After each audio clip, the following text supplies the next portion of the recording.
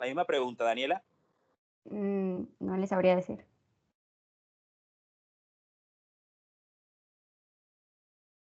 Angie Tavera. Sí, doctor. La misma pregunta, Angie. No, doctor, tampoco sé cómo explicar. Daniela Sierra. Sí, doctor.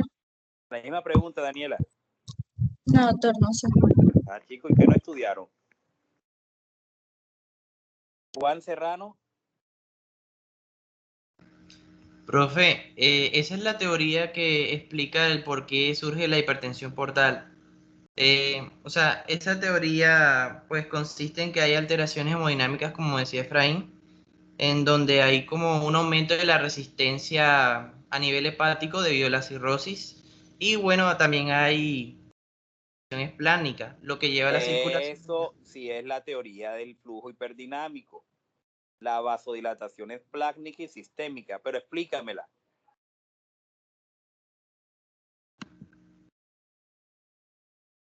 Por ahí ibas bien, pero explícame eso. Lo último que me dijiste, ¿qué sucede fisiopatológicamente?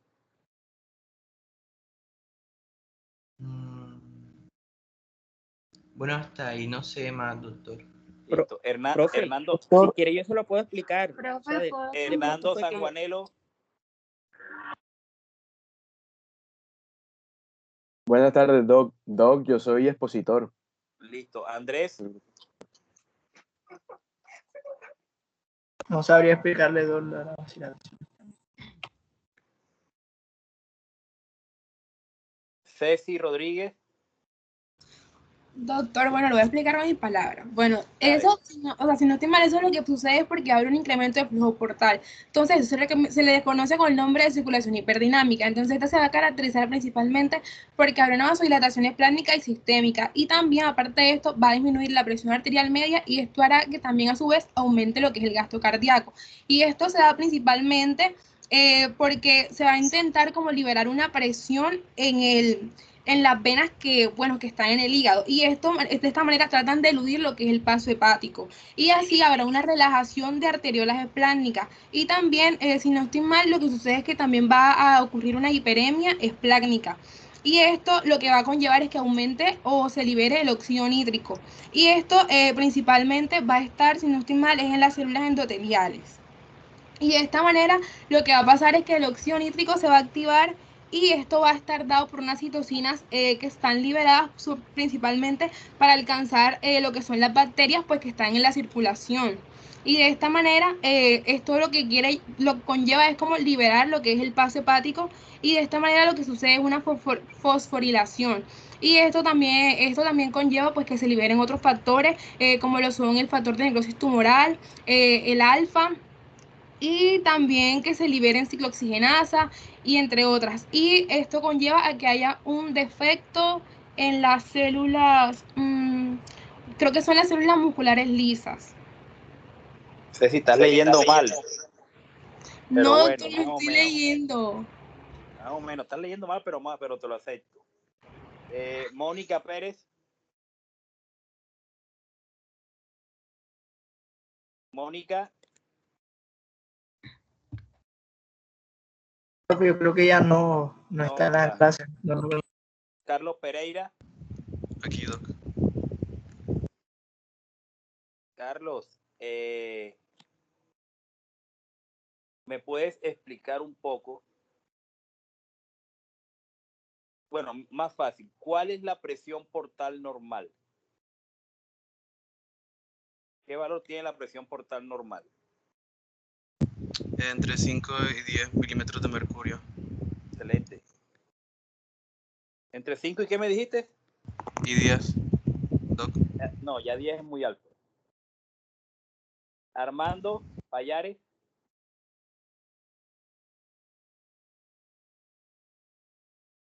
Armando Payares.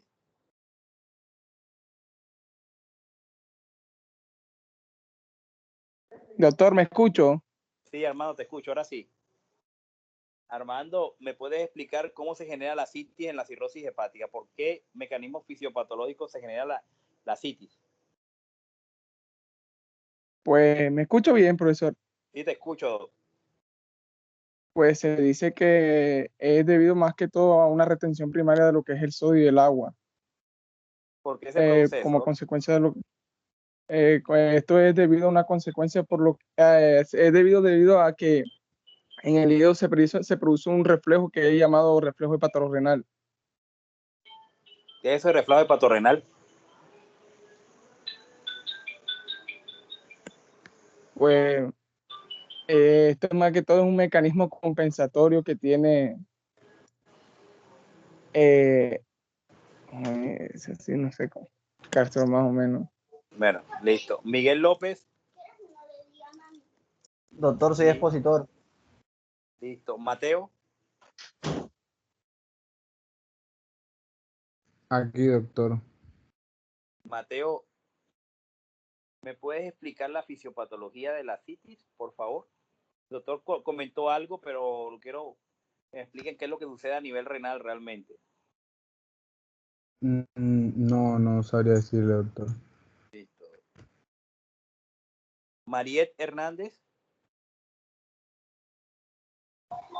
Aquí estoy, doctor. La misma pregunta, Mariet.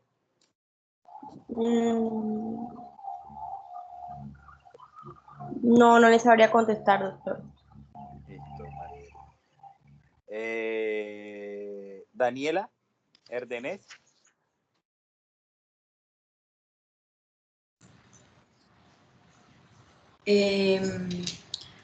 La citis se da más que todo por la hipertensión portal que está causada pues por la misma cirrosis, por la fibrosis que hay. Entonces, no, doctor, no. No sabe, listo. Profe, ¿yo puedo responder? Ya va, Karen González.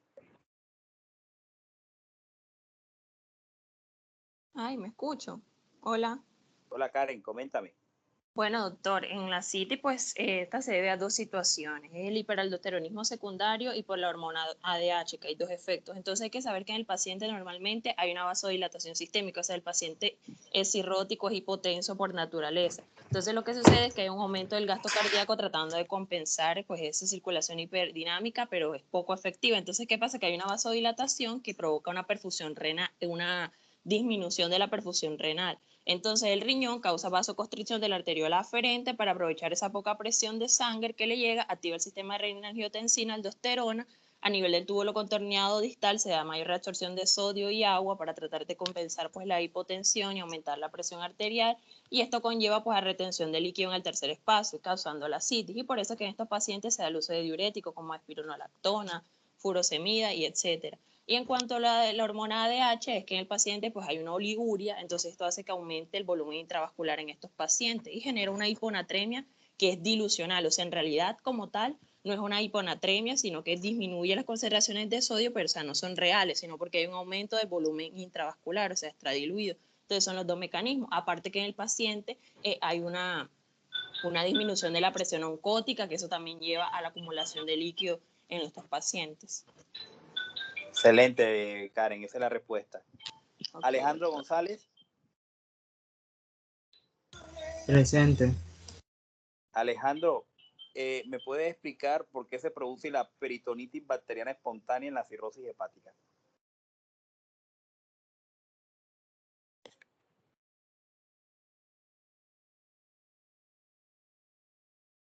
Nada.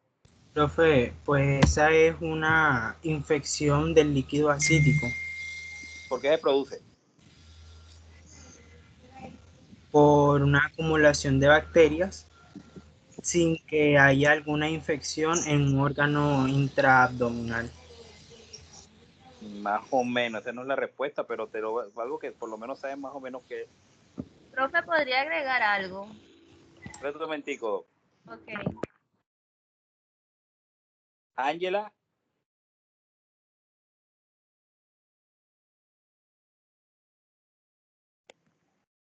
Profe, no tiene internet. ¿Cómo? Que no tiene internet. Listo. Daniela Gómez. Diga. La misma pregunta, Daniela, sobre peritonitis bacteriana espontánea. ¿Cómo se genera la peritonitis bacteriana espontánea?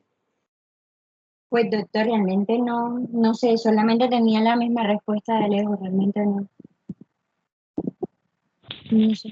Doctor, ¿podría responder una idea que tengo sobre eso? O sea, ¿por qué se podría dar? ¿Quién me habla? Juan Botero.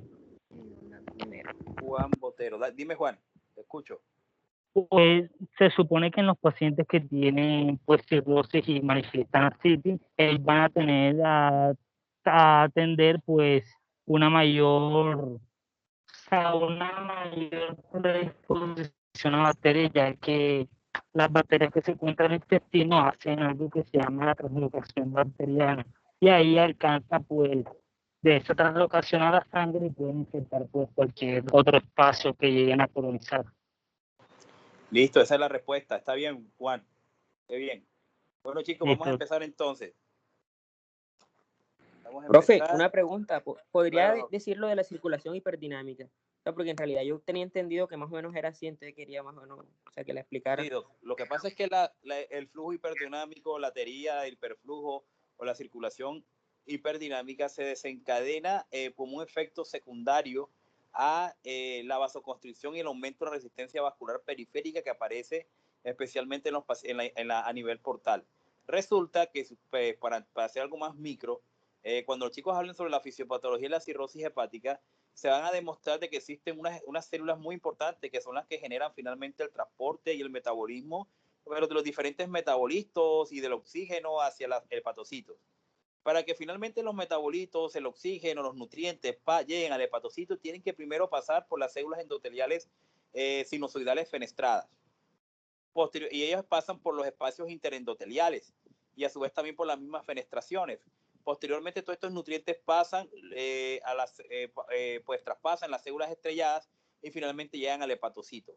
En los pacientes con cirrosis hepática, debido a la generación de fibrosis por la estimulación de las metalinoproteasas en la matriz extracelular, la generación de colágeno inadecuado o anómalo, y a su vez también el influjo de las citoquinas proinflamatorias y el estrés oxidativo que se genera a nivel de las células estrelladas, y la liberación de citoquinas proinflamatorias que vienen directamente del hepatocito que está siendo lesionado, ya sea por necrosis, en el caso, por ejemplo, de la hepatitis, las células fenestradas endoteliales sinusoidales en sus fenestraciones son las que contienen o almacenan el óxido nítrico.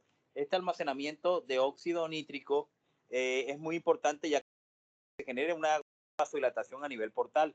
Sin embargo, las citoquinas proinflamatorias, el estrés oxidativo destruye las fenestraciones, y con la pérdida de las fenestraciones de las células endoteliales fenestradas se pierde entonces almacenamiento de óxido nítrico y también se genera un bloqueo en la síntesis de óxido nítrico, porque recuerden que el óxido nítrico sintasa también puede ser bloqueada por citoquinas proinflamatorias como el TNF. Esto hace entonces de que exista una vasoconstricción por disfunción endotelial. Primero, porque se pierde el almacenamiento de óxido nítrico en las fenestraciones, y segundo, se produce por la reducción en la generación de óxido nítrico. Sin embargo, ustedes también saben que las citoquinas proinflamatorias y los radicales libres y el endotelio inflamado puede desencadenar la liberación de sustancias vasoconstrictoras como la endotelina, el tromboxano A2, pero especialmente la endotelina, y eso va a generar obviamente vasoconstricción y va a existir un desbalance entre aminas vasodilatadoras con respecto a aminas vasoconstrictoras. Teniendo en cuenta de que esa vasoconstricción es deleteria pues para la circulación portal y por lo que se genera posteriormente con la circulación colateral, la circulación está aguas arriba, la circulación esplácnica, la circulación sistémica. En ella se produce un proceso de compensación, de tratar de compensar esa vasoconstricción portal. ¿Y qué es lo que hacen? Estimular la liberación de óxido nítrico por parte de estas células, y esto es generado especialmente por el factor de crecimiento endotelial vascular. El factor de crecimiento endotelial vascular se libera cuando el endotelio está inflamado, y así como se libera a nivel portal, se libera también a nivel esplácnico y sistémico. Esto en conjunto con la mayor estimulación en la liberación de óxido nítrico, porque al tratar de compensar esa supuesta esa vasoconstricción que está a nivel portal, la circulación esplácnica y la circulación sistémica lo que hace es generar mayor vasodilatación, con el fin de que esta vasodilatación también se presente a nivel portal. El problema es que a nivel portal esta vasodilatación no se da porque aquellos factores que pueden estimular la vasodilatación, aunque pueden estar, la generación de óxido nítrico está bloqueada. Primero, por las citoquinas proinflamatorias que no permiten la producción de óxido nítrico y a su vez también por las pérdidas de las fenestraciones de las células endoteliales fenestradas. Esto hace entonces que a nivel esplácnico y a nivel sistémico se genere entonces una gran vasodilatación. Y esta vasodilatación es lo que conlleva la hipotensión arterial del paciente con cirrosis hepática. Ahora, esta vasodilatación, ¿qué va a hacer? Va a hacer que mayor volumen plasmático pase de la circulación venosa, de la circulación arterial a la circulación venosa, especialmente a través de las venas mesentéricas superior y inferior.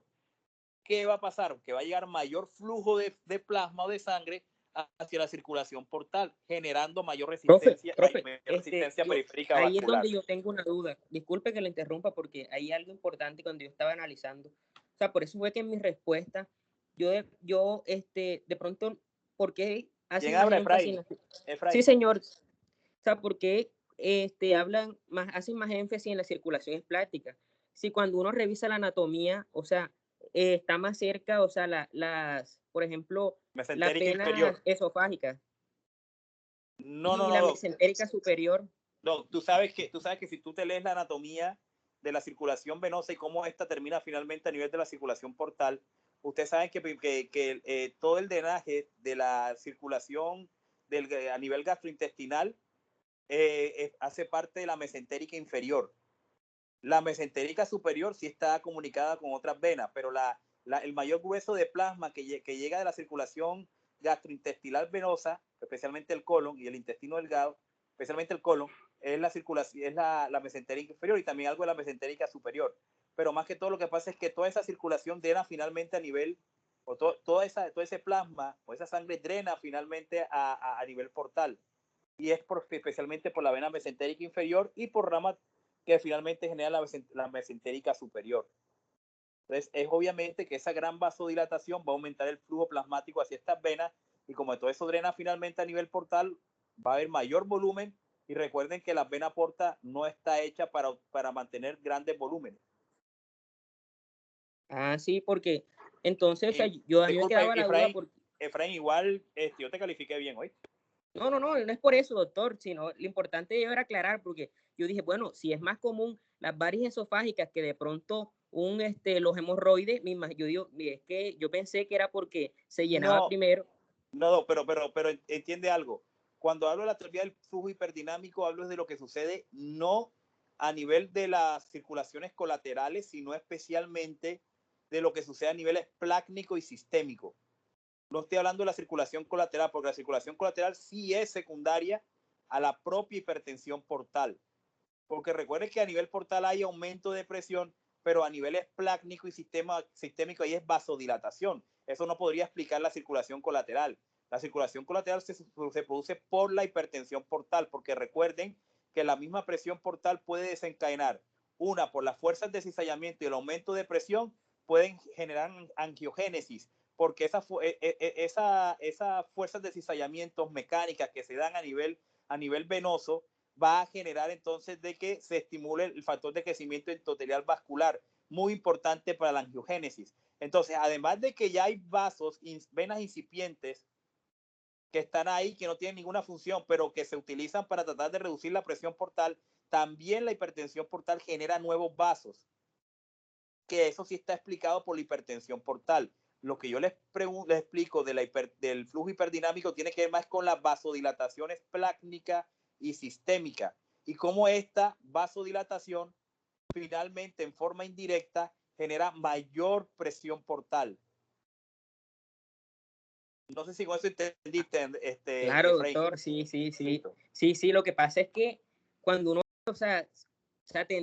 confundí de pronto el proceso, pero claro, yo pensaba que todo se debía también no era tanto, no lo relacionaba con el aumento de la vasodilatación, que ya ahora sí entiendo que más que todo lo que usted explicó, que es más mediado por óxido nítrico. Entonces yo decía, bueno, lo que yo hablaba era de como el aumento o de la circulación, o sea, la congestión esa que se da, o sea, lo estaba un poquito confundiendo. Listo, doctor, gracias. Sí, Doc, sí, dale, Doc. Bueno, chicos, entonces empecemos. lo vamos a hacer en orden como está en la diapositiva, muchachos. Bueno, ¿me escucho? Sí, Doc. Bueno, buenas tardes. El tema de hoy a tratar es cirrosis hepática. Siguiente, por favor.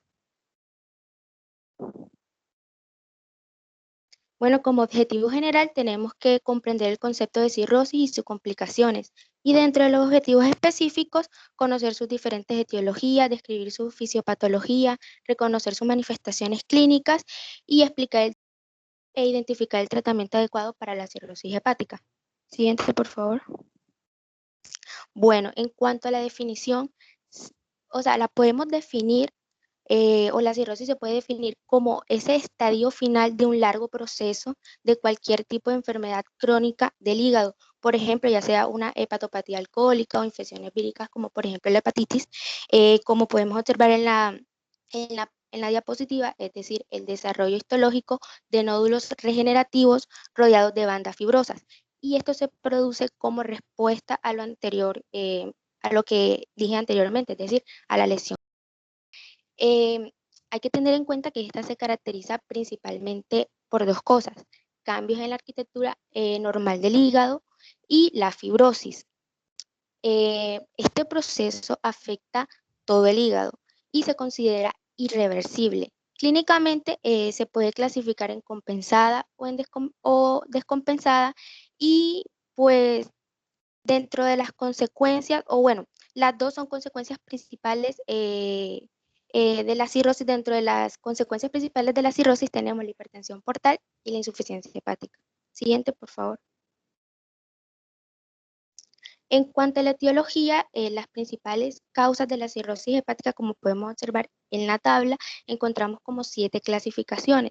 Encontramos la infección crónica por los virus de la hepatitis, las enfermedades autoinmunes, como por ejemplo la cirrosis biliar. Esta no afecta directamente al hígado, sino que lo afecta indirectamente. Los agentes hepatotóxicos, dentro de los cuales se resalta el alcohol, las enfermedades metabólicas adquiridas, las enfermedades vasculares, las enfermedades genéticas, como por ejemplo la enfermedad de Wilson, que es poco frecuente. Y si bien recordamos, aquí lo que sucede es que el organismo no puede deshacerse del cobre, el cual se acumula en el cuerpo y pues provoca el daño en el hígado. Por ejemplo, tenemos también la hemocromatosis. Es una enfermedad donde el cuerpo absorbe demasiado hierro de los alimentos, y como este se metaboliza en el hígado, se acumula allí y provoca el daño. También tenemos el déficit de alfa-1 antitripsina, recordando que este es un inhibidor de la proteasa sérico, es decir, o sea, este protege a los tejidos de proteasas principales que producen las células inflamatorias. Entonces, al haber una deficiencia de esta, en el momento en que el hígado se enfrente ante una lesión, pues va a quedar sin protección. Es importante resaltar que el alcohol y el virus de la hepatitis C son los factores etiológicos más frecuentes, y a esto se le sigue la enfermedad por depósitos de grasa no alcohólica. Esto es importante ya que en el momento en que no se logran identificar algunas de estas causas, va a sugerir a nosotros pues hacer una investigación un poco más minuciosa para poder descartar otras etiologías como la enfermedad autoinmune, la genética, la metabólica, etcétera. En cuanto a los factores de riesgo, que pues no están plasmados en las diapositivas, pero estos serían o básicamente estarían relacionados con las causas principales, como por ejemplo el consumo de alcohol excesivo. Y pues se dice que en cuanto a las femeninas, en el sexo femenino, las mujeres son más susceptibles a las lesiones hepáticas. Sin embargo, la mayoría de los pacientes son hombres, debido a que estos consumen mayor cantidad de alcohol, fuman y tienen un índice de masa corporal mayor que las mujeres. También tenemos el tener sobrepeso, ya que esta aumenta el riesgo de padecer enfermedades como por ejemplo la esteatosis hepática no alcohólica y la esteatopatitis no alcohólica. Y pues la principal, que sería padecer hepatitis viral, pero hay que pues tener en cuenta que no todos los pacientes con hepatitis crónica pues van a desarrollar cirrosis. Y hablando un poquito de la epidemiología ya en nuestro país, yo había leído sobre un estudio realizado en la Fundación Cardioinfantil en Bogotá, y pues los resultados de este fue que las principales causas de la cirrosis en Colombia son el consumo de alcohol y las enfermedades autoinmunes, pero la mayoría de estos pacientes fueron de sexo femenino, alrededor de un 59%. Y esto generó controversia porque al momento en que se comparó con otros estudios iguales realizados como por ejemplo en Norteamérica, las causas y los pacientes en cuanto al sexo eran diferentes, siendo que en Norteamérica la cirrosis sigue siendo por hepatitis, una de las causas principales sigue siendo la hepatitis y la mayoría de pacientes serían de sexo masculino. Pasa, por favor. Bueno, en cuanto a la fisiopatología, como ya he mencionado anteriormente, una de las principales causas es el alcohol, por eso hay que tener en cuenta, bueno, este punto en cuanto a la fisiopatología. Entonces encontramos que la ingesta de alcohol, por ejemplo, si una persona consume hasta 80 gramos de alcohol, es decir, esto equivale como a 6 cervezas o 250 mililitros de licor durante 2 semanas, puede llevar a una esteatosis hepática leve, la cual se considera reversible. Pero si pues la persona aumenta la ingesta, es decir, ya esos 80 gramos de etanol se volverían de consumo diario, la persona se expondría a el riesgo de una lesión hepática grave. Y si el paciente continúa aumentando la ingesta, entonces ya este riesgo se volverá una realidad y pues el paciente presentará una lesión grave. Entonces, ¿qué es lo importante de esto? Hay que tener en cuenta que los factores que importan para que una persona desarrolle cirrosis a partir del alcohol son la cantidad del alcohol, el tiempo de consumo, y esto va a ser independiente del tipo de alcohol que consuma. Bueno, entonces ya entrando a la gráfica, como podemos observar en la parte superior izquierda, pues nos sugiere o nos habla del consumo de alcohol, el cual va a ser absorbido por una mayor cantidad en el intestino y una menor cantidad en el estómago, pero esta terminará llegando en el hígado, lugar donde se metaboliza gracias a 3 sistemas enzimáticos conformados, como podemos observar en la imagen, el MEOS o sistema macrosómico oxidativo de etanol, y en donde se encuentra el citocromo P450. El ADH o el alcohol deshidrogenasa y la catalasa peroxisómica. Dentro de estos 3 se resalta el ADH. ¿Por qué? Porque este se encarga, como podemos observar en la diapositiva, de oxidar el alcohol. Y este proceso permite que el alcohol se oxide y pase a ser acetilaldehído, el cual también va a pasar por otro proceso de oxidación gracias a la ALDH o aldehído deshidrogenasa. Gracias a este proceso pasa a ser acetato, el cual va a ser mucho más fácil o más sencillo que nuestro cuerpo lo pueda eliminar, ya sea en forma de dióxido de carbono o de agua. Entonces, como ya mencioné y como ya mencioné anteriormente, este proceso de metabolismo del alcohol en el hígado lleva a cabo varios procesos de oxidación.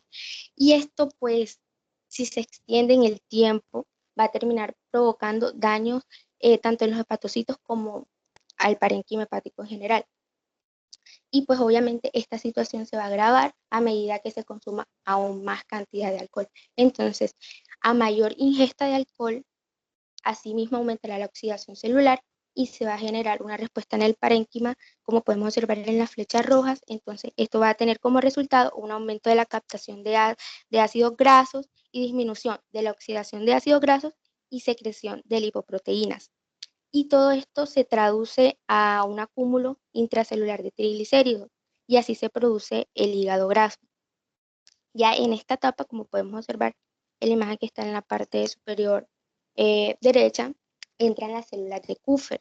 Ellas van a tratar de subsanar el daño liberando citocinas. Estas de forma involuntaria terminan activando las células estrelladas que, si bien recordamos, son las que se encargan de almacenar los lípidos. Debido a la excesiva presencia de lípidos, los cuales no se pueden almacenar o acumular en las células estrelladas, estas comienzan a actuar de forma anómala y que generan síntesis en exceso de colágeno y en la matriz celular. Esto es importante ya que no solamente puede afectar a los hepatocitos, sino que también puede llegar a afectar a la tríada portal, es decir, a la arteria hepática, vena porta o conducto biliar, y es ahí cuando se afectan alguno de esos tres, es que se ocurren las complicaciones de la cirrosis. Pasa, por favor. En cuanto a las manifestaciones clínicas, cabe resaltar que, bueno, estas son variables y dependen del estado de la enfermedad. Y el paciente puede presentarse asintomático, sin ningún signo de hepatopatía crónica, hasta los casos más extremos donde el paciente pues presente confusión, ictericia, atrofia muscular y ascitis.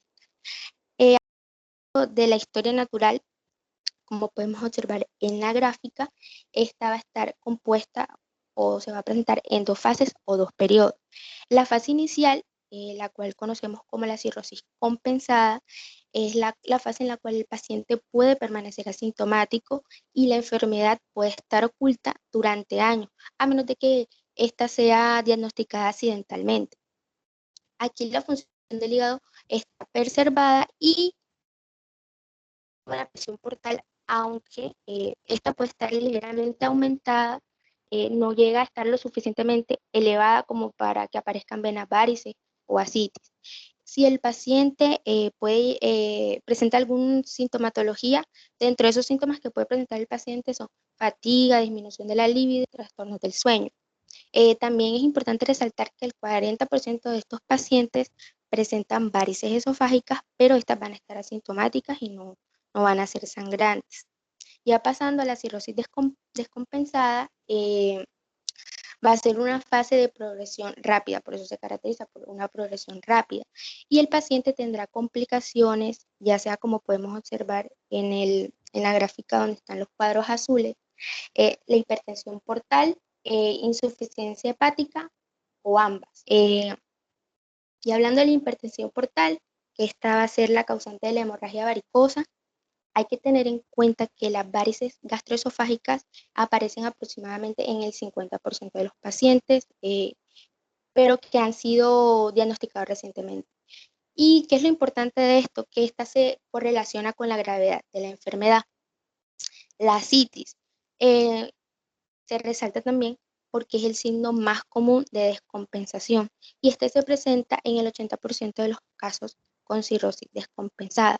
Los síntomas frecuentes que se asocian a la ascitis son el aumento del perímetro abdominal y entonces el paciente pues lo refiere como que con la presión del cinturón o presión de las prendas de vestir en la parte de la cintura y también pues por el aumento del peso.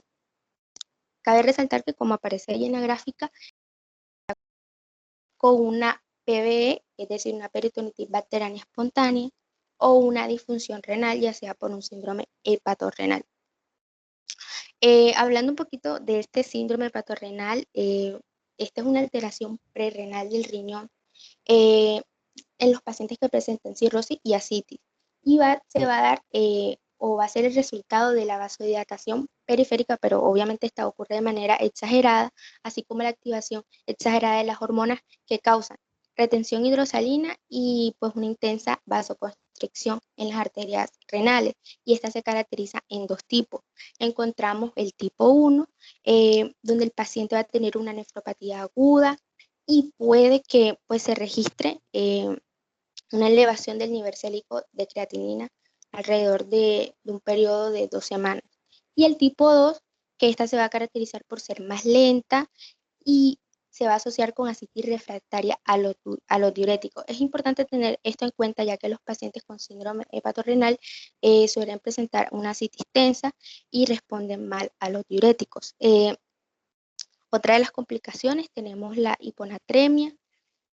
De esta se puede resaltar que, bueno, es poco frecuente que los pacientes se manifiesten con los síntomas neurológicos importantes de la hiponatremia, pero esta se resalta porque es un marcador de la gravedad y se asocia con una peor calidad de vida y también pues a la aparición de la encefalopatía hepática. Ya como resultado de ambas, tenemos el encefalopatía, la cual es la manifestación neuropsiquiátrica de la cirrosis. Y pues desde el punto de vista clínico se divide en 4 grados. El primero, pues el paciente se va a caracterizar por alteraciones de la conciencia y el comportamiento. La 2 ya el paciente va a estar en un estado de confusión, comportamiento agresivo, desorientación. La tercera, el paciente puede estar en un letargo y en una desorientación profunda. Y la cuarta, que es la más grave, que vendría siendo el coma. Y como origen de la disfunción hepática o la insuficiencia hepática, pues tenemos la ictericia. Dentro de otras complicaciones que también cabe pues resaltar y tener en cuenta son las complicaciones pulmonares, el síndrome hepatopulmonar. Y el paciente pues va a presentar una disnea del ejercicio y el paciente también va a presentar una extrema debilidad. Al examen físico se pueden apreciar los famosos eh, dedos en palillos de tambor, también cianosis y arañas vasculares. Siguiente, por favor.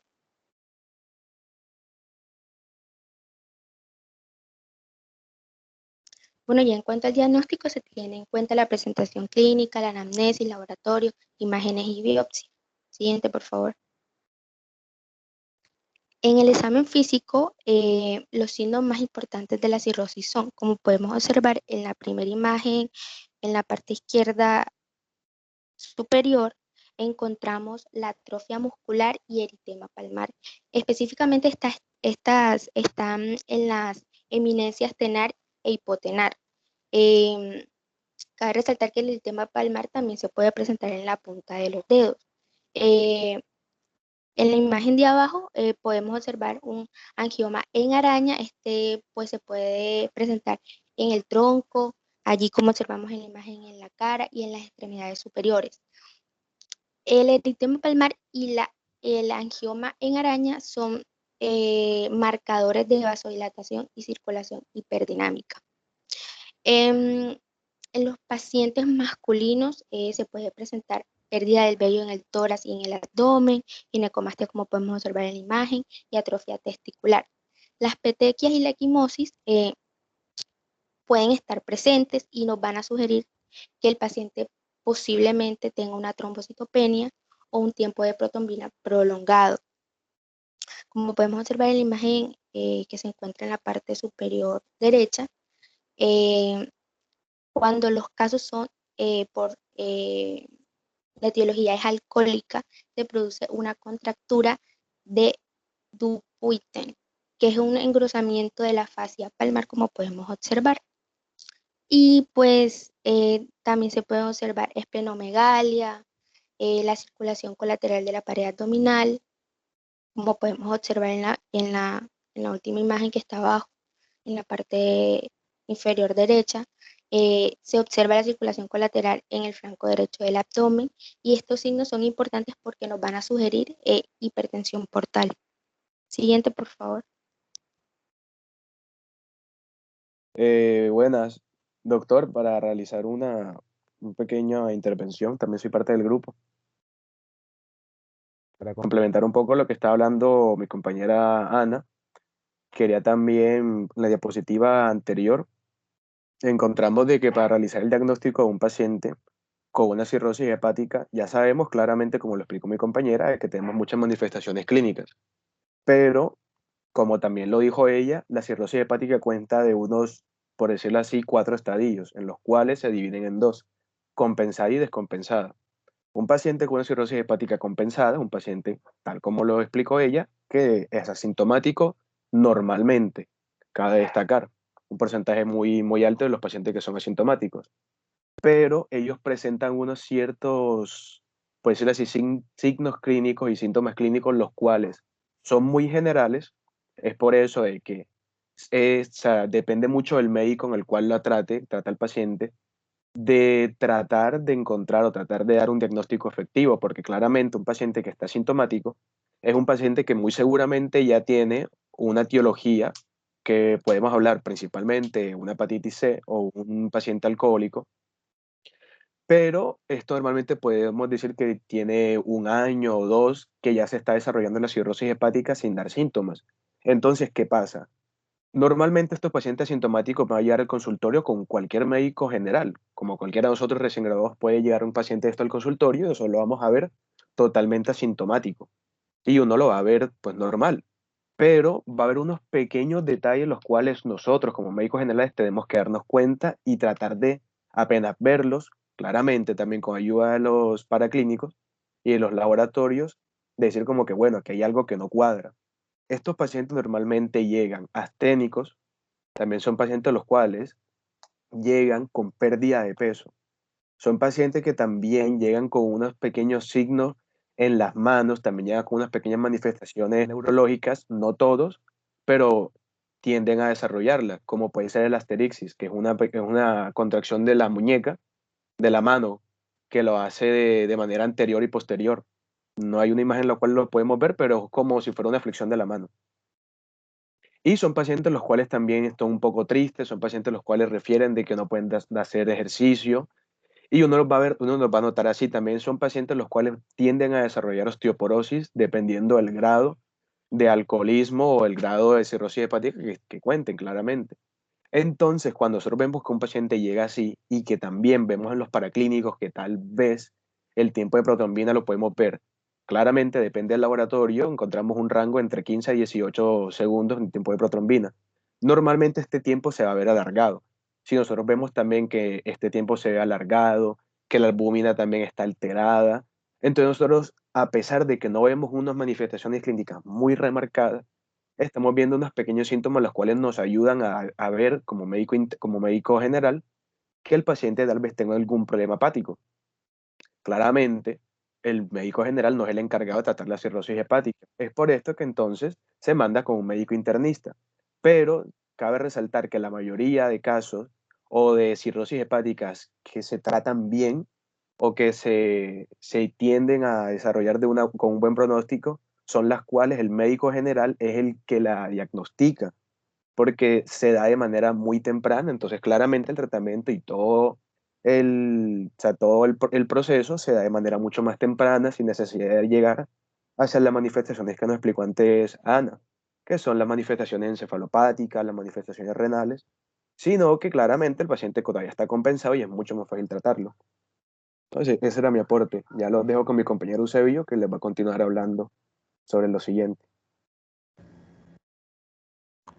No, paso, por favor.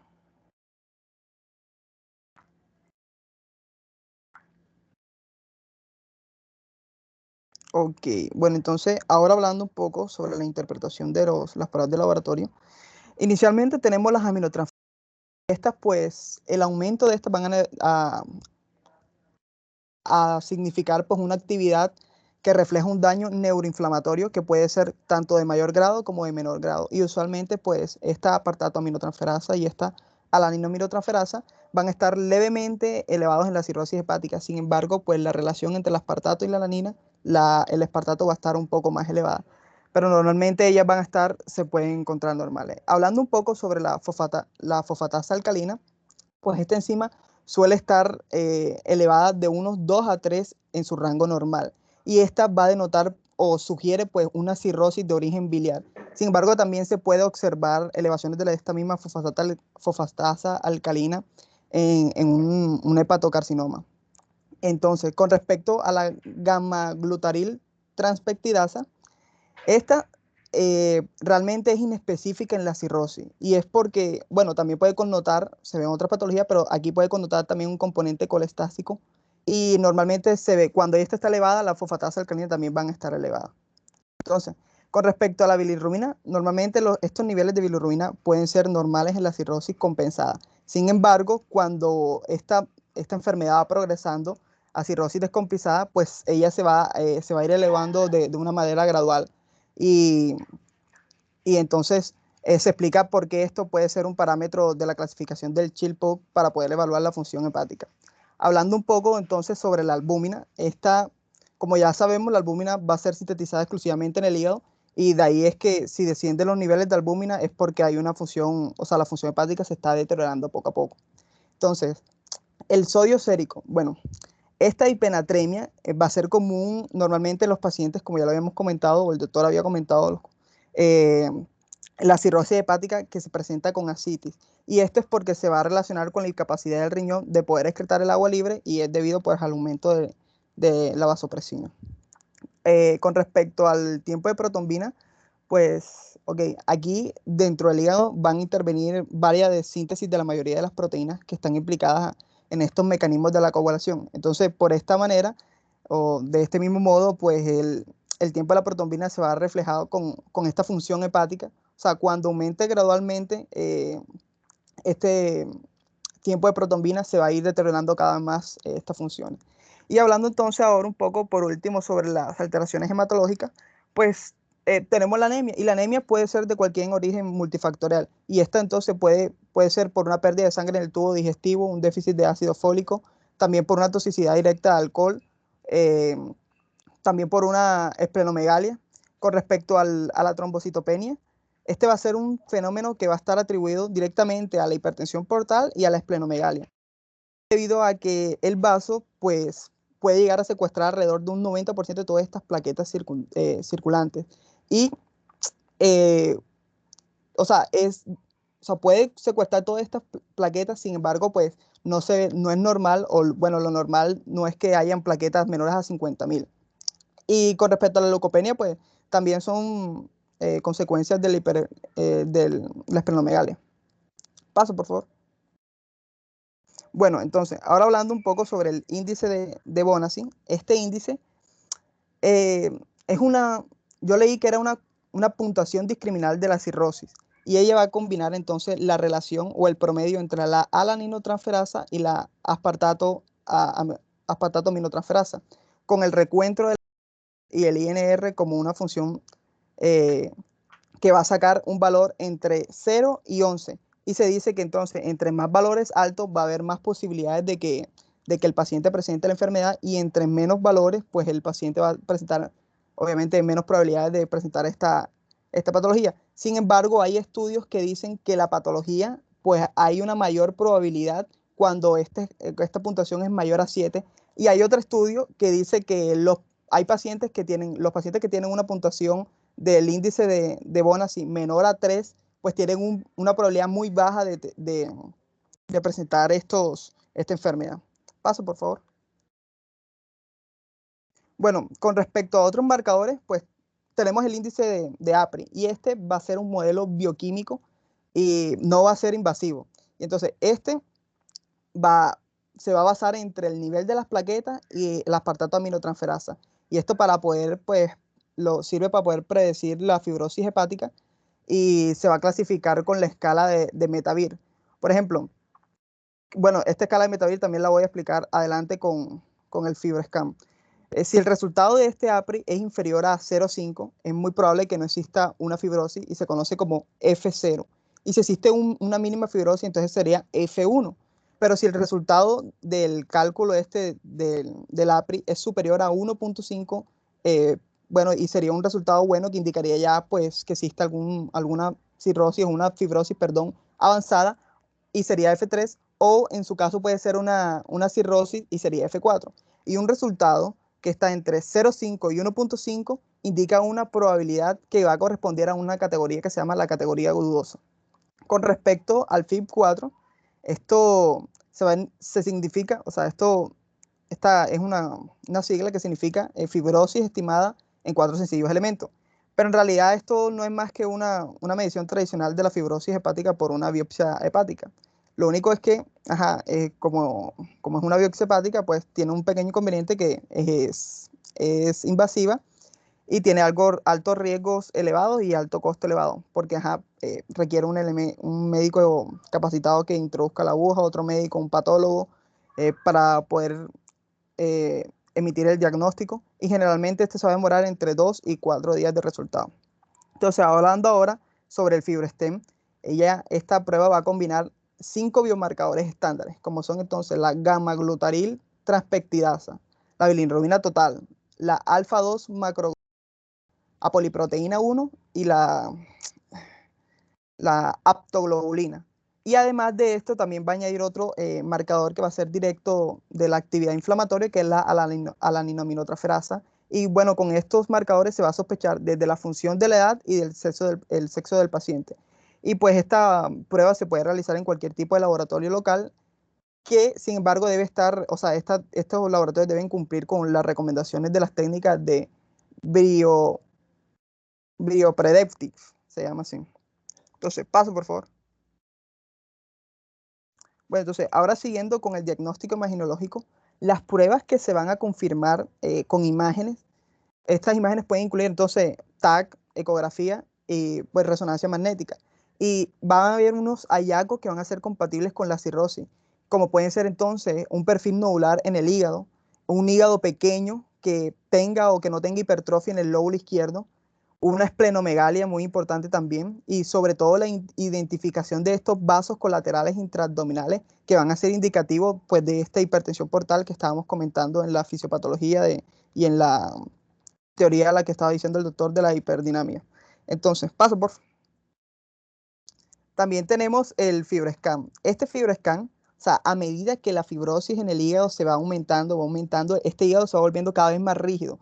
Y pues esta rigidez se puede determinar mediante un ultrasonido, o en este caso, que se conoce esta prueba, FibroScan. Esta prueba es una prueba nueva que está teniendo más auge cada vez. Esta es una técnica ultrasonográfica que está basada en la elastografía. Y pues lo que hace es que ella va a medir las velocidades de propagación de una onda elástica a través del hígado, y esta va a servir para poder evaluar la fibrosis hepática de los pacientes, y lo importante aquí y lo mejor es que es no invasiva. Entonces, ¿cómo funciona este FibroScan? Bueno, esta va a funcionar de una manera, de un aparato como una ecografía, y va a disponer de dos sondas, una sonda emisora y una sonda receptora que emite dos tipos de ondas. La primera onda va a ser una onda punzátil, vibratoria, que va a penetrar todo el tejido hepático, y la segunda es una onda de ultrasonido que va a capturar la velocidad en la que se propaga la primera onda, y va a haber entonces una máquina donde va a procesar toda esta información y se va a generar entonces los resultados en una pantalla, en un video, que van a estar medidos en kilopascales. Entonces aquí se va a dar la clasificación también por la escala del Metavir. Por lo menos, si nosotros tenemos una clasificación de menos de 7.6 kilopascales, puede que se encuentre en F0 o F1. Si tenemos un FibroScan de 7.7 a 9.4 kilopascales, encontraremos en la escala del Metavir un F2. El F3 hace referencia a una calificación de 9.4 a 14 kilopascales, y el F4 mayor a 14 kilopascales. Paso, por favor.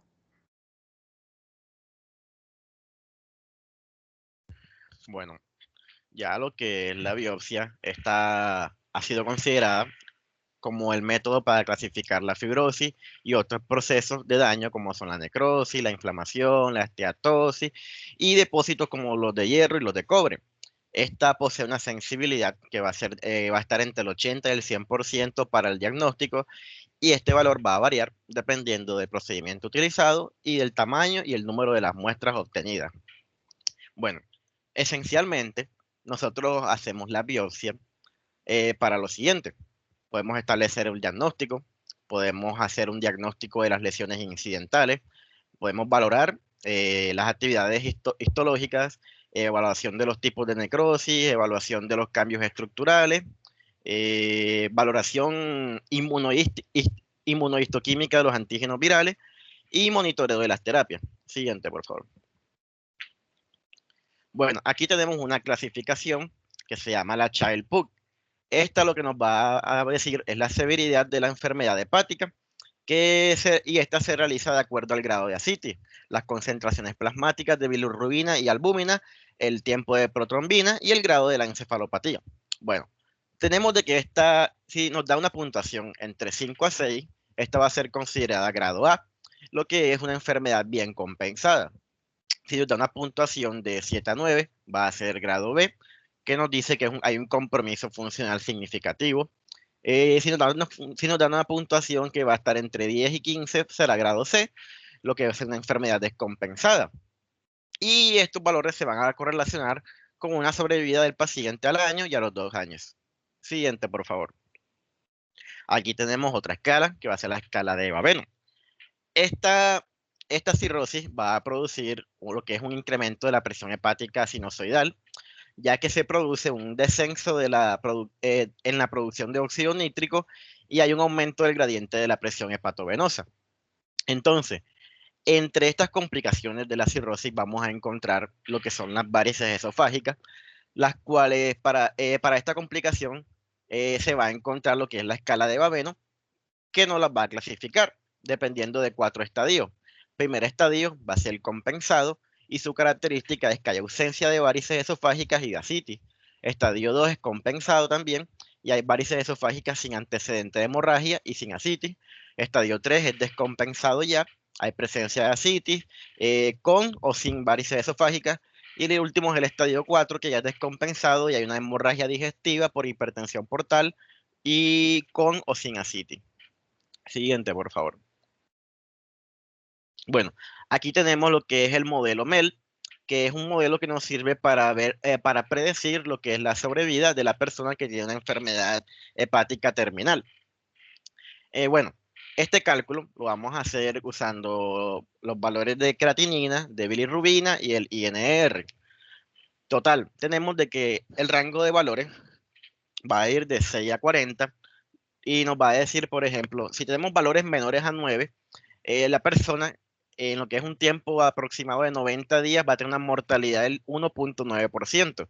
Si tiene de 10 a 19 va a tener una mortalidad de 6%. De 20 a 29 va a tener una mortalidad de 19.6%, de 30 a 39 de 52.6%, y si es de mayor de 40 a los 90 días va a tener una mortalidad de 71.3%. Siguiente, por favor.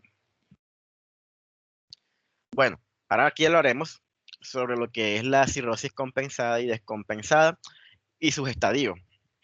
Bueno, pero antes de esto tenemos que hablar de lo que es sobre lo que es la historia natural de esta cirrosis, puesto que no todos los pacientes que padecen de cirrosis cuentan con sintomatología desde un inicio. Es más, cabe decir que la mayoría de estos casos van a ser asintomáticos por muchos años. Bueno, entonces tenemos de que el descubrimiento de esta patología casi siempre tiende a ser accidental y se descubre por exámenes rutinarios al detectar lo que es una hepatomegalia con borde duro y cortante, o el hallazgo en el laboratorio en los exámenes rutinarios, y a esto lo vamos a llamar una cirrosis compensada. Bueno, siguiente vamos a tener que el fenómeno que marca el paso de una cirrosis compensada a la fase siguiente, o sea, de compensada a descompensada, va a ser el aumento de la presión portal. Este segundo periodo de la cirrosis se va a tornar ya más clínico y su desarrollo lo va a marcar las complicaciones que tenga el paciente, las causas y el tratamiento. Bueno, por ejemplo, tenemos un paciente que, por ejemplo, una de estas complicaciones va a ser un paciente que tiene cirrosis de etiología, por ejemplo, alcohólica, que continúa consumiendo alcohol. Esta va a tener un pronóstico malo y va a ser rápido. Bueno, entonces, recientemente tenemos de que se propuso un nuevo esquema en la historia natural de la cirrosis que va a contar de 4 fases, características clínicas y con su respectiva tasa de mortalidad. Vamos a tener aquí el estadio 1, que hay... siguiente, por favor. Si se pasó la diapositiva. Ah, no. Anterior. Anterior, por favor. Esa misma. Bueno, esta es como les conté, esto eran con los estadios que les contaba anterior, no la siguiente. Esto de los estadios que les contaba: estadio 1, no hay varices, no hay ascitis; estadio 2, varices sin ascitis; estadio 3, varices más, no es necesario que haya ascitis; estadio 4, ya hay una hemorragia gastrointestinal por hipertensión portal con o sin ascitis. Siguiente, por favor. Bueno, en cuanto al manejo de las pacientes que tienen una cirrosis compensada, se le debe hacer el control etiológico de identificar qué es la patología que está causando o que causó esa cirrosis secundaria, para poder prevenir el daño o se genere más daño a nivel hepático. También se debe hacer un tamizaje y monitoreo de complicaciones, porque nosotros tenemos un paciente que recientemente le hicimos el diagnóstico de cirrosis y debemos pues hacer pruebas a ver si este paciente presenta alguna de las complicaciones o presenta hipertensión portal que nos puede llevar a que se desencadene rápidamente cualquiera de las otras complicaciones.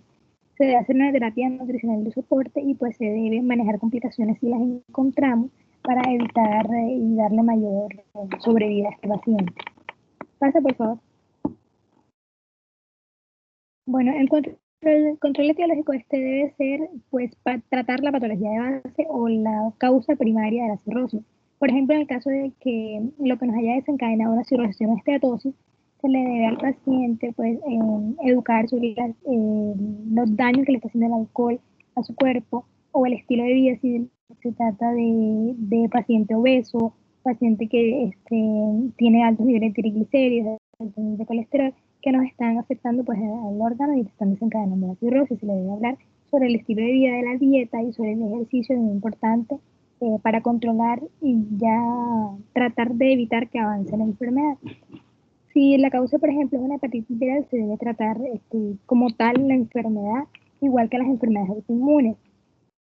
Y también a este paciente se le dan medidas generales, como por ejemplo, se debe hacer la respectiva vacunación contra la hepatitis y descontinuar todo tipo de fármacos que sean hepatotóxicos, y le estén haciendo y el paciente los esté consumiendo. Pasa, por favor. En cuanto a la nutrición, pues lo recomendable es hacer interconsulta con la nutricionista. Se debe indicar al paciente que consuma 25 kilocalorías kilogramo día, la proteína que sea 1,5 gramos por kilogramo día, se le debe restringir el sodio, sobre todo, que consuma menos de 2 gramos de sodio, y si el paciente cursa con hiponatremia, se le debe restringir el ingreso de líquido, pero lo principal es hacer la interconsulta con nutrición. Pasa por aquí. Bueno, ya hablando en cuanto a la cirugía, que es una complicación debido a la hipertensión portal, sabemos que esta es la complicación más frecuente que se presenta en la cirrosis. Los pacientes cirróticos tienen un riesgo del 5 al 10% al año de desarrollar esta complicación. La podemos definir pues como una presencia de líquido en el espacio peritoneal, y esta está fisiopatológicamente pues, por el aumento de la presión portal, que nos va a llevar pues, a la vasodilatación esclénica, que nos va a activar el sistema renina-angiotensina aldosterona, sistema nervioso simpático, nos va a aumentar niveles de hormona antidiurética, lo que nos va a llevar pues, a la retención de sodio y agua. Esta retención de sodio y agua a su vez nos aumenta el volumen plasmático y la activación persistente de la hormona antidiurética, de antinaturéticos y de vasoconstrictores, todo esto aumentando la retención de sodio y agua y favoreciéndonos pues, la formación de ascitis. La CITES también tiene una clasificación de acuerdo a sus características clínicas y también al volumen de líquido que tenemos acumulado. Si, por ejemplo, encontramos un ascitis de grado 1, en el cual solamente va a ser detectable por ultrasonido y en este no es necesario instaurar un tratamiento. Sin embargo, si encontramos un grado 2, que es una ascitis moderada que se puede observar porque hay una distensión del abdomen que la cual va a ser simétrica, entonces sí es necesario instaurar terapias como la restricción del sodio en la dieta y la administración de diuréticos. También, si es grado 3, y aquí una ascitis que es masiva, que es muy marcada, y aquí ya va a ser necesaria la paracentesis, y también luego de esta se va a restringir en la dieta y se va a administrar diurético. Pasa, por favor. Bueno, en el análisis del líquido ascítico, aquí vamos a tener diferentes ítems en los cuales se van a evaluar para poder indicar o guiar el diagnóstico. Se van a tener en cuenta pues, el conteo celular, los polímeros nucleares específicamente, la albúmina, las proteínas totales, y se debe pedir el gradiente de albúmina sérica, que es conocido como gas. Entonces, si los niveles de gases se encuentran por encima de 1.1, podemos inferir que la ascitis es debida a un aumento de la presión portal. Pero si es menor a 1.1, entonces esta ascitis es debida a otras causas. Para hablar de que se trata de una cirrosis hepática, los polimorfonucleares deben estar por debajo de 250, las proteínas totales se deben encontrar menores a 2.5 y, como les había dicho, el gradiente de albúmina se debe encontrar mayor a 1.1. Siguiente, por favor.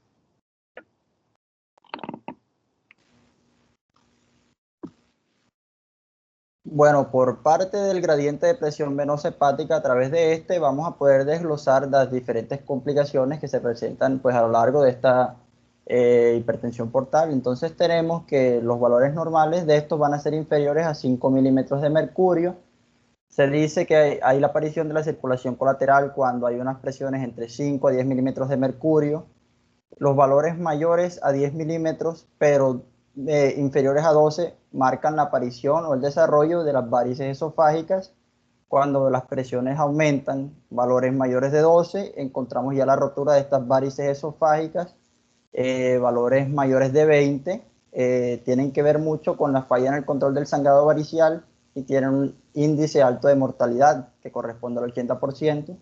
Por último, cuando son mayores de 30 milímetros de mercurio, hay un riesgo bastante elevado de desarrollar la peritonitis bacteriana espontánea. Siguiente, por favor. Bueno, para el tratamiento de esta ascitis cirrótica, lo primero y uno de los pasos más importantes va a ser detectar los hábitos del paciente que puedan estar afectándolo, como por ejemplo ingestas altas de alcohol, ya que pues se ha demostrado que si el paciente suspende la toma de alcohol, pues estos mejoran notablemente. Para el tratamiento farmacológico, el pilar fundamental va a ser la espironolactona, una dosis de 100 miligramos, que pueden aumentar hasta los 400 miligramos. Ahora bien, también se recomienda la coadministración con furosemida a 10 miligramos por día. Esta coadministración se recomienda más que aumentar las dosis iniciales de espironolactona, ya que pues demostraron que tienen una mayor efectividad. Siguiente. Siguiente. Bueno, en la paracentesis terapéutica, esta se recomienda más que todo para los pacientes que tienen una ascitis masiva con una marcada distensión abdominal, o que bien sea que ellos no tengan una buena respuesta frente a los diuréticos. Entonces aquí pues se va a hacer el drenaje de todo este líquido ascítico. Se recomienda que por cada litro drenado del líquido ascítico se administren de 6 a 8 gramos de albúmina. Esto para prevenir, por ejemplo, una disfunción renal, una disfunción cardíaca o una hiponatremia. Siguiente. Bueno, la peritonitis bacteriana espontánea, como se mencionó cuando estaban realizando las preguntas, se debe a que hay una translocación bacteriana en que estas bacterias entéricas logran atravesar la mucosa intestinal, infectando los ganglios linfáticos mesentéricos. Luego estos pasan a la circulación y finalmente pues al líquido ascítico.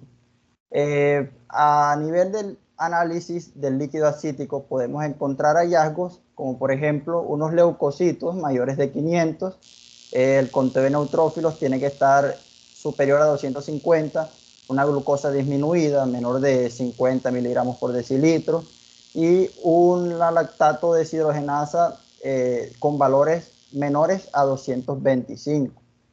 Esta peritonitis bacteriana, pues una forma de hacer el diagnóstico confirmatorio es mediante la respuesta de un tratamiento antibiótico, como el siguiente, por favor.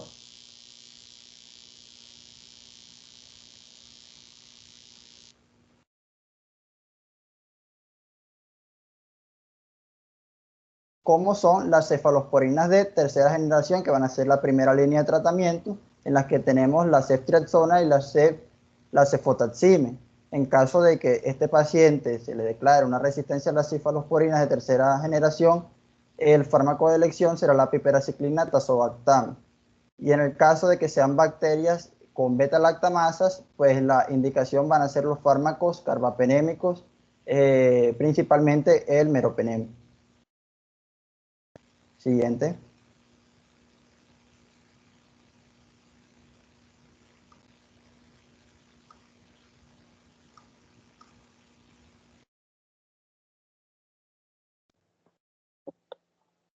¿Aló? ¿Se me escucha? Bueno, ahora vamos a hablar sobre el síndrome hepatorrenal. Encontramos entonces que el síndrome hepatorrenal, como ya lo hemos comentado anteriormente, es una complicación en la cual se dan los pacientes con cirrosis hepática descompensados.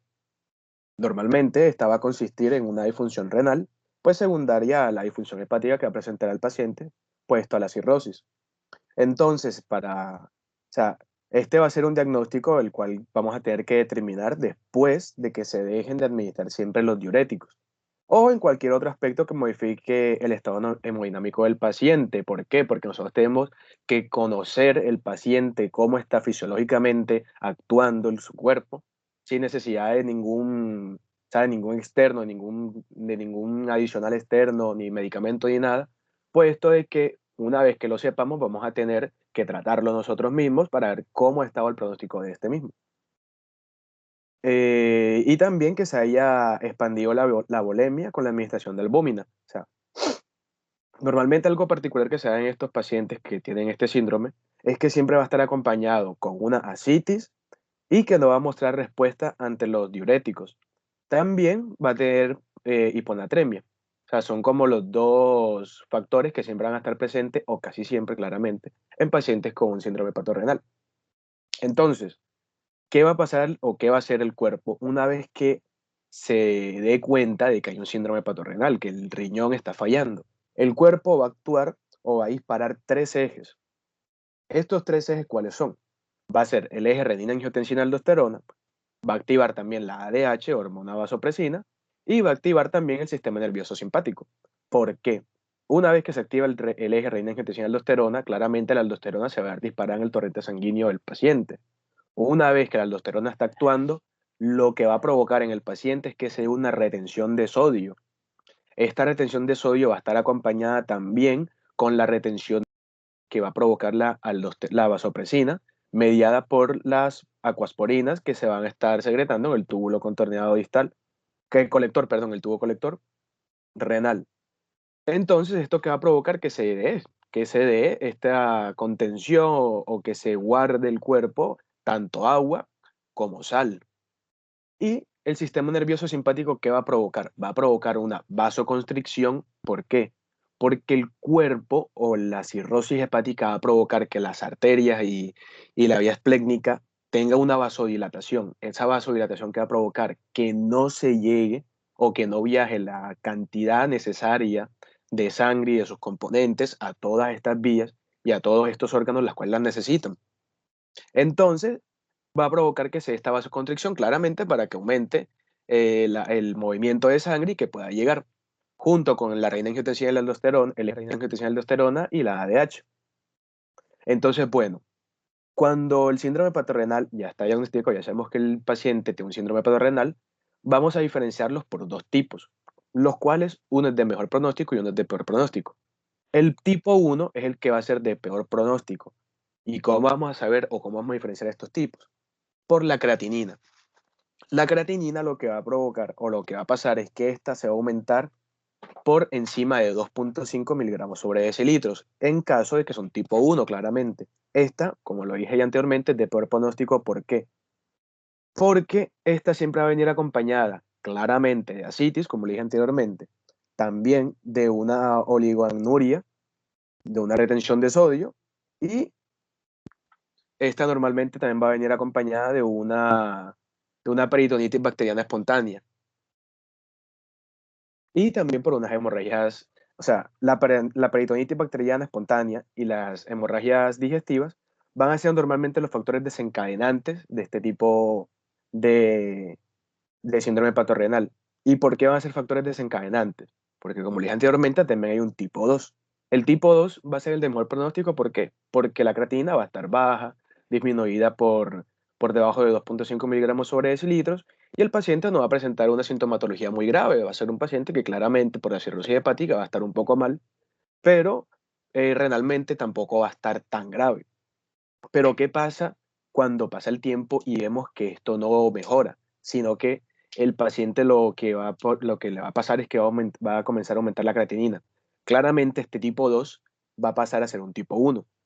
Entonces, ¿cuándo va a ser, o sea, ese factor que va a diferenciar que pase de tipo 2 a tipo 1? Lo que ya mencioné, los factores desencadenantes. Una peritonitis bacteriana espontánea o una hemorragia de vías digestivas. Esto es lo que va a desencadenar ya primordialmente que un síndrome hepatorenal pase de tipo 2 a tipo 1. Y claramente ya un paciente con un síndrome hepatorenal de tipo 1 ya es un paciente con un mal pronóstico. Entonces vamos a encontrar aquí los criterios diagnósticos, en los cuales encontramos 6. Primero, una cirrosis con ascitis. Segundo, una lesión renal aguda con criterios de CADIGO, que son un aumento del 0.3 en la creatinina de base desde que llega el paciente hasta 48 horas después, en 2 días claramente, o un 50% en una semana. O sea, un aumento de creatinina del 0.3 respectivamente que todos los días en 7 días. Una ausencia también de la mejoría después de 48 horas de detener diuréticos y expandir la volemia con albúmina. Como le dije anteriormente, estos pacientes, para poder diagnosticar el síndrome hepatorenal, tenemos que hacer esto. Una vez que ya el paciente y se lo están tratando con diuréticos, hay que detenérselos.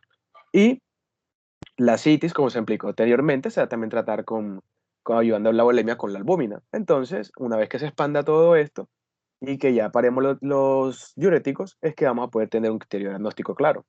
Un paciente también con una ausencia de shock, un paciente en el cual no haya tenido uso reciente de nefrotóxicos, y un paciente en el cual tenga una ausencia de proteinuria, microhematuria o ultrasonido anormal.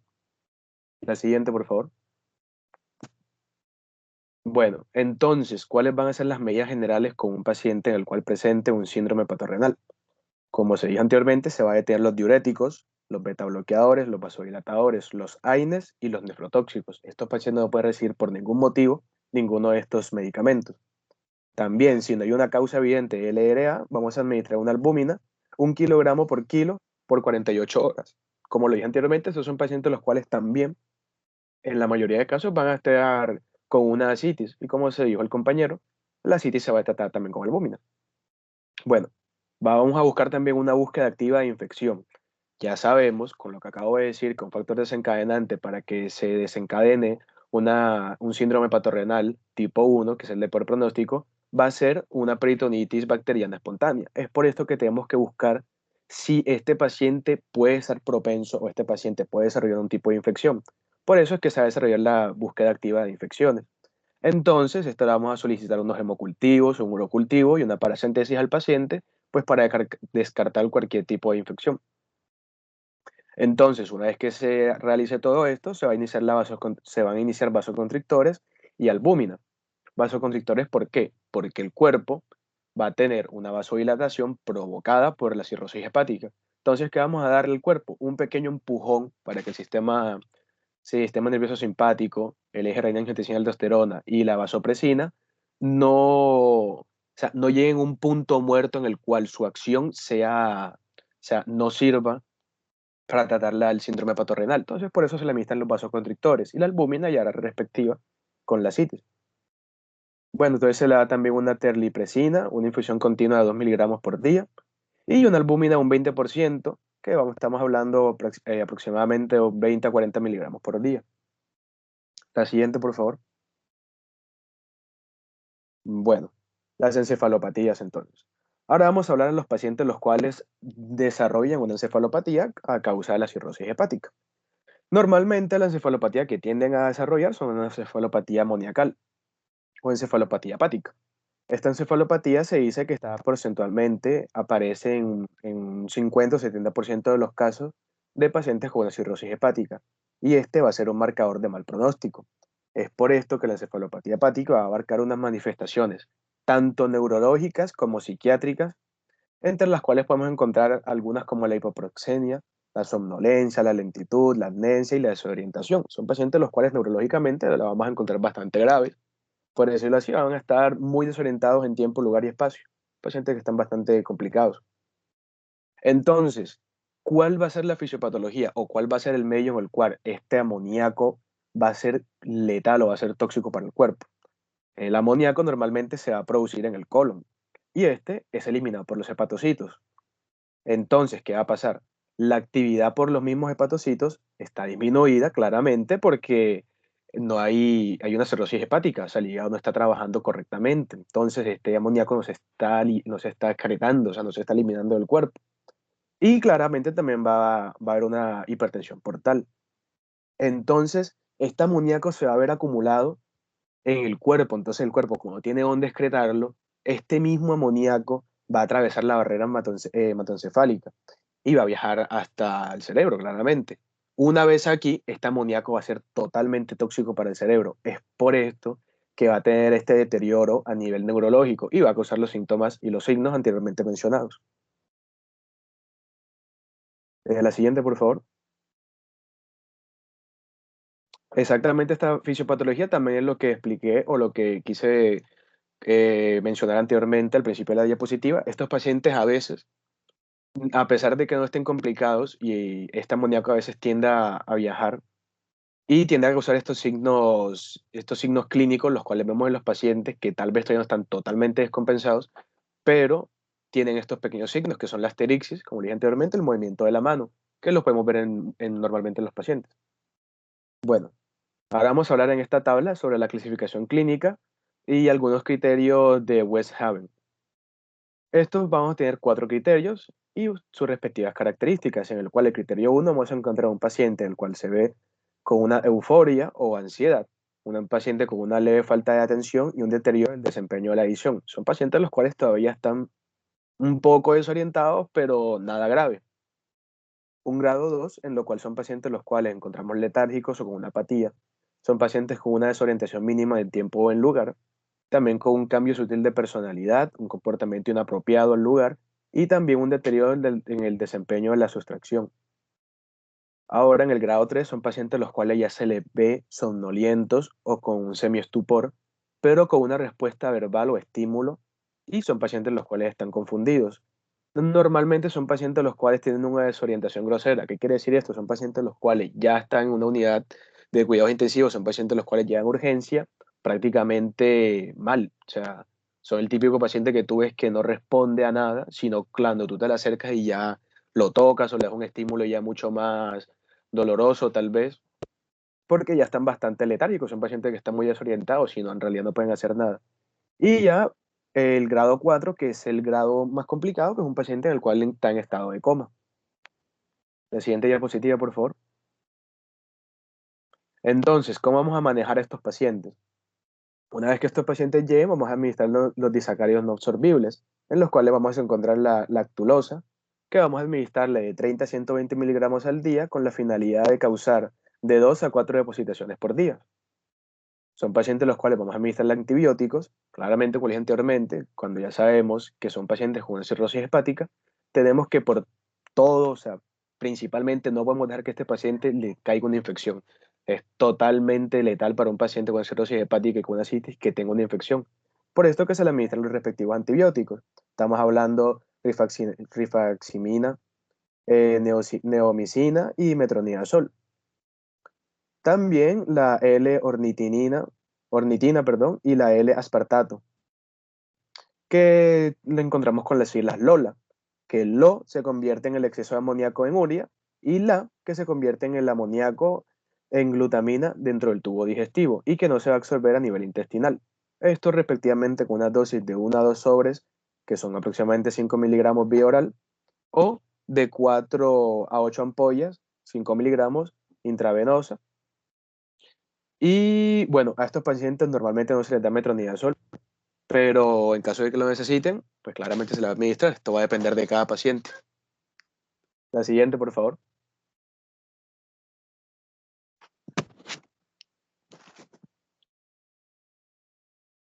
La siguiente diapositiva.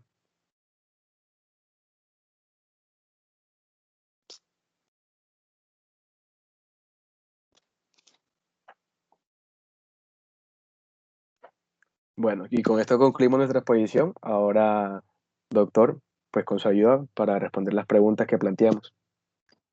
Listo, muchachos. ¿Alguna pregunta adicional antes de responder estas preguntas?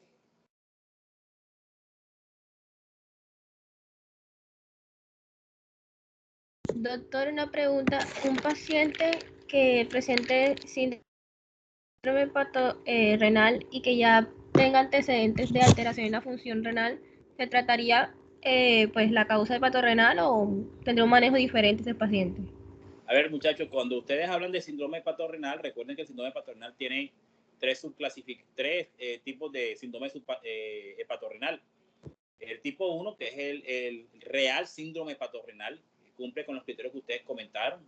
La elevación de la creatinina 0.3 miligramos en las 48 horas desde inicio, y a su vez también la caída del 50% de la tasa de filtración glomerular durante 7 días, que no haya sido explicado por uso de diuréticos, patología estructural u otra patología comórbida. Entonces, doctora, primero tú debes descartar eso en el síndrome hepatorenal, que no existe una causa subyacente diferente a la cirrosis hepática y la hipertensión portal.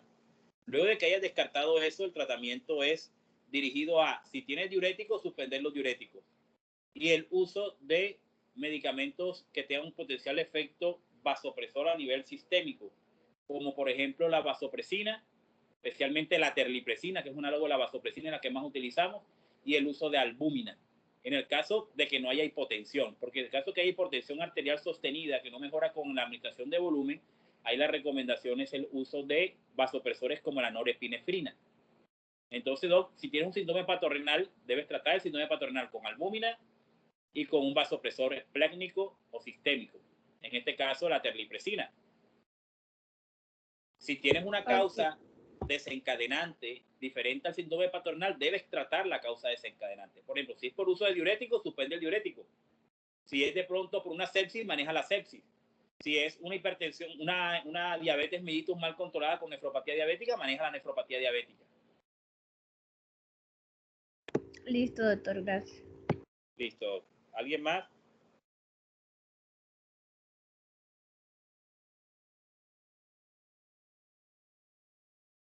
¿Alguien más tiene alguna pregunta? No, doctor. Listo, muchachos. Entonces, vamos con las preguntas. A pesar de que la mayoría de pacientes con cirrosis son hombres, ¿por qué las mujeres son más susceptibles a lesiones hepáticas? No entiendo esa pregunta. ¿Cómo así lesiones hepáticas de qué?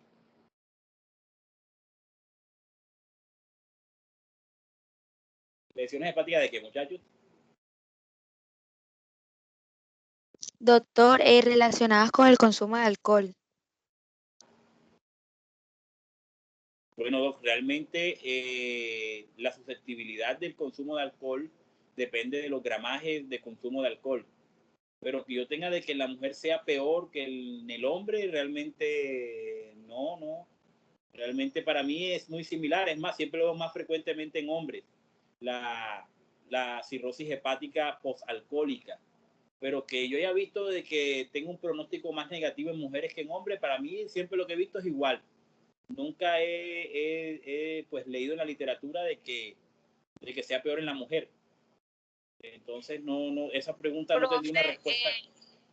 Dime, leyendo pues esa pregunta, yo sí he leído varias veces que dicen que a pesar del consumo de alcohol, que obviamente depende de los gramos y eso, o sea, las mujeres tienden a ser más susceptibles a presentar cirrosis alcohólica a porcentajes muy bajos de alcohol, pero no explican el por qué. Pero ya eso es otra cosa, Doc. Eso es otra cosa.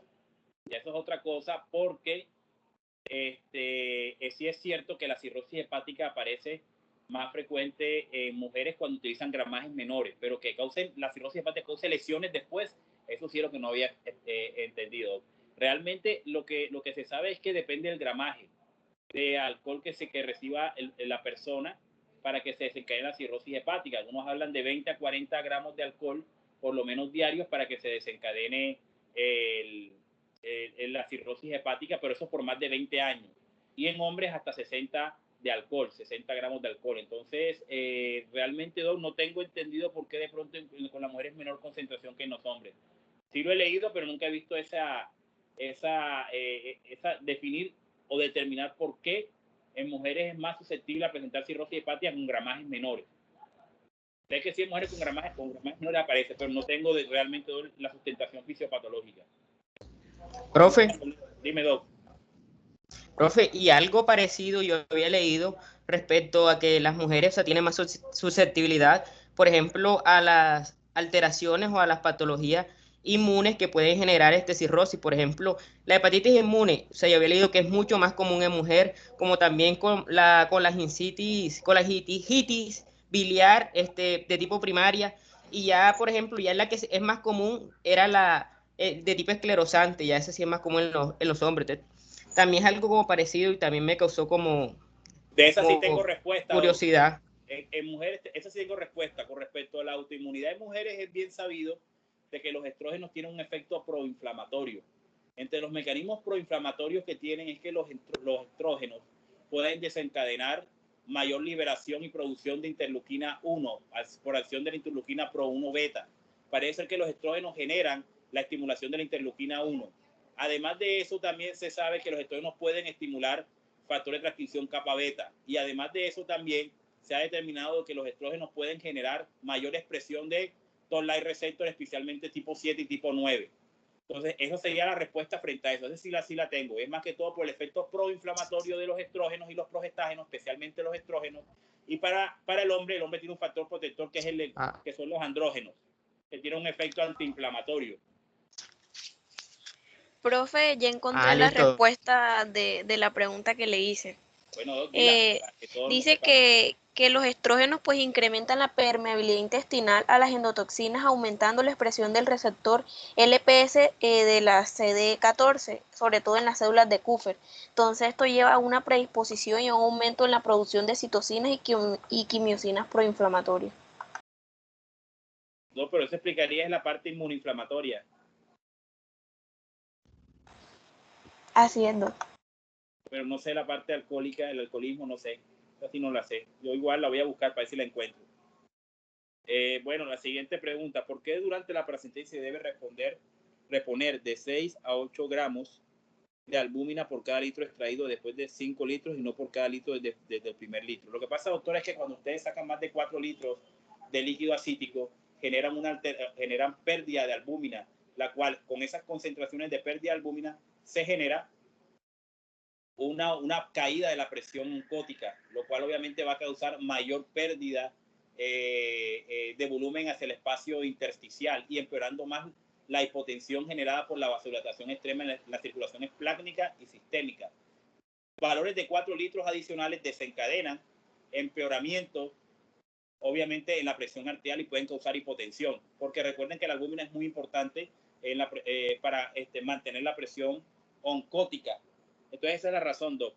Y se recomienda que después de 5 litros, después de haber eliminado más de 5 litros o liberado por paracentesis 5 litros, se debe colocar por cada litro de 6 a 8 gramos por litro de retiro. Más que todo es por eso, Doc. Después de esos valores, después de 4 o 5 litros, afectan la presión oncótica por la pérdida de la albúmina a nivel del líquido acítico, que estás obviamente eliminando.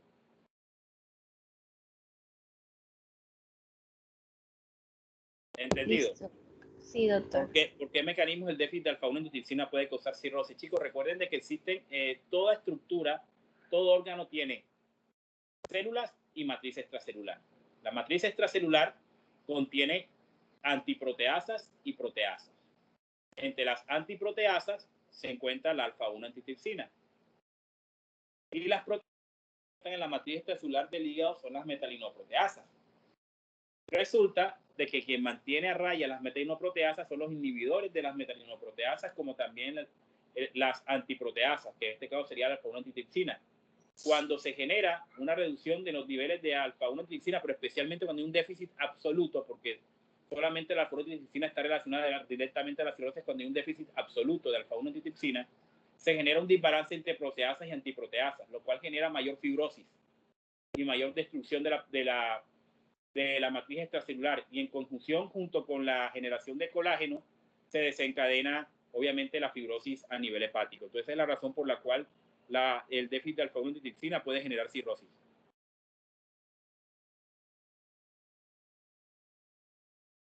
¿Cómo sería el manejo de un paciente con ascitis y síndrome paternal que ha respondido mal al tratamiento con diurético? Realmente el síndrome paternal no se manejan diuréticos, o sea, tengan eso claro. En el síndrome paternal no manejamos al paciente con diuréticos. Si yo tengo un paciente con síndrome paternal y ascitis, yo debo suspender los diuréticos porque lo que más me interesa en estos momentos es mejorar la función renal. Y para eso, incluso si mejoro la función renal, mejoro también la producción de líquido acítico. Entonces ahí la recomendación es que se inicie mejor tratamiento con terlipresina y tratamiento con albúmina. Entonces, ustedes lo que deben hacer siempre en un síndrome paternal con ascitis es suspender los diuréticos. No pueden quedarse con los diuréticos porque estos pacientes tienden a tener una gran hipotensión y una vasodilatación extrema a nivel esplácnico y sistémico. Entonces, por eso, ahí no es el manejo con diuréticos, sino con terlipresina y albúmina, como les expliqué previamente. ¿Por qué en pacientes con síndrome paternal se debe administrar albúmina? Resulta, muchachos, de que la terlipresina, que es un análogo de la vasopresina, requiere ser transportado hacia las estructuras dianas, que especialmente son los vasos. Entonces, al haber déficit de albúmina, la terlipresina no puede ser bien transportada y eso genera que su mecanismo de acción se afecte. Entonces, esa sería una de las causas por qué el síndrome hepatorenal se debe administrar albúmina. La otra es que en los pacientes con síndrome hepatorrenal, debido a una gran vasodilatación extrema, esto también está influido por la presión oncótica. Y a su vez, al haber vasodilatación extrema y al haber un déficit de albúmina, se genera una pérdida de líquido hacia el espacio intersticial, de líquido plasmático. Entonces, en los pacientes con síndrome hepatorenal siempre es muy importante la administración de albúmina con el fin de mejorar la presión oncótica y en algo se reduzca la vasodilatación extrema que hay en los pacientes que genera hipotensión arterial y que empeora más la función renal. ¿Entendido? Sí, doctor. La siguiente pregunta es ¿por qué los pacientes con cirrosis compensada se le restringe el consumo de mariscos? Eso tiene que ver más que todo, chicos, con los aminoácidos. Y deben evitar los mariscos porque muchos de los mariscos pueden contener bacterias y virus que pueden causar infecciones graves en las personas que tienen cirrosis. Entonces, la razón por la cual se restringen los mariscos es más que todo porque los mariscos pueden contener agentes microbianos que pueden causar infecciones en estos pacientes que se encuentran previamente inmunosuprimidos. Por eso se recomienda que evitar los mariscos en los pacientes con cirrosis hepática. Más que todo es eso. ¿Alguna pregunta más, muchachos?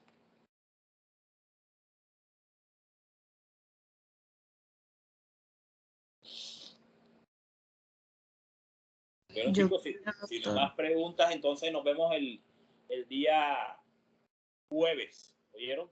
Yo les defino con la monitora si vamos a hacer examen el jueves o el viernes, pues si damos otro time adicional. Yo les defino eso con la monitora en la próxima semana. Entonces, chicos, cuídense mucho. Igual, doctor. Hasta luego, chicos. Listo, doctor, cuídense. Listo, doctor. Chao.